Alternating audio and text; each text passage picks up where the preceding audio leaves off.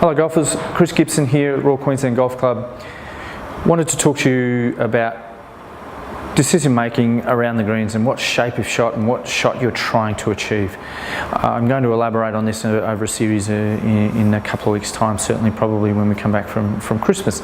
So the concept of what club to choose is very much a decision made off the lie that you have, and then what's in front of you, what you're trying to achieve. So in other words, if we have a fantastic lie, well then I can pretty much play whatever golf shot that I'm capable of playing, and capable is the word here.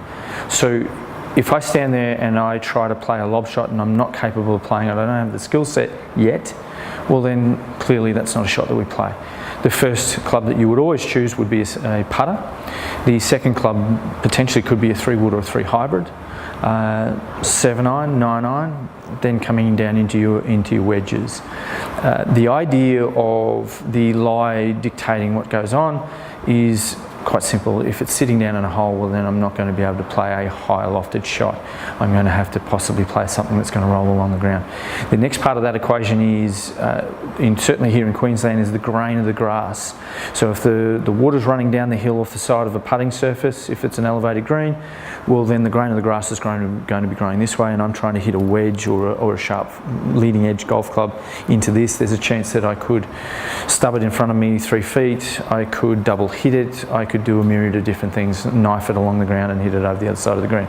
So understanding what that choice is first, and essentially mentally we're ticking the boxes. We're ready to hit a golf shot, essentially. So we've decided what lie, what shape of shot that I need, and then what club I can use from there. Now, as I said before, if you haven't used a lob wedge and you're trying to play a lob shot, that's probably not the greatest of ideas.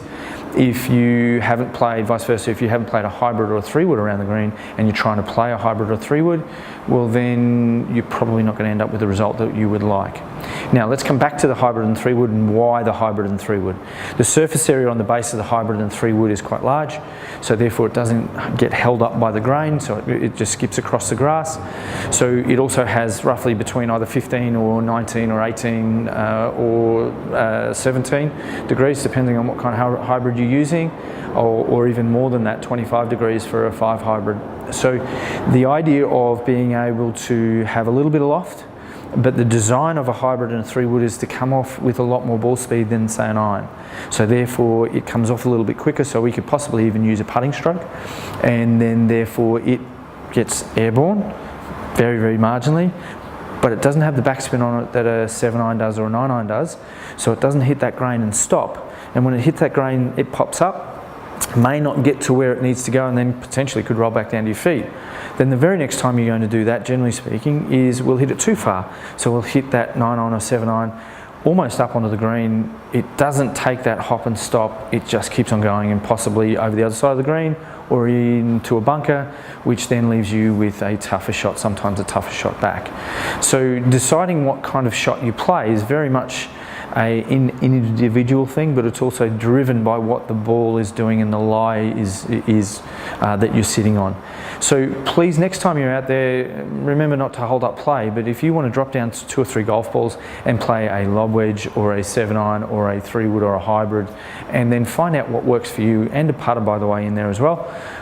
So if you want to drop 2 or 3, 4 golf balls there just to work out what you're going to be good at, then go ahead and do that, or replicate that around our chipping greens here, or the chipping green that you have at your facility, and just try to replicate those shots to be able to know what happens. At golf courses around the world, they don't have the surrounds that we have here that are very hard and fast, very links style surrounds. They have rough right up to the edge of the green, so running option is possibly not an option. So certainly do some homework on the golf course that you're going to play, and then play some different shots and see how that works out. If you're struggling, obviously, we're here to help. Take care and look forward to seeing you soon.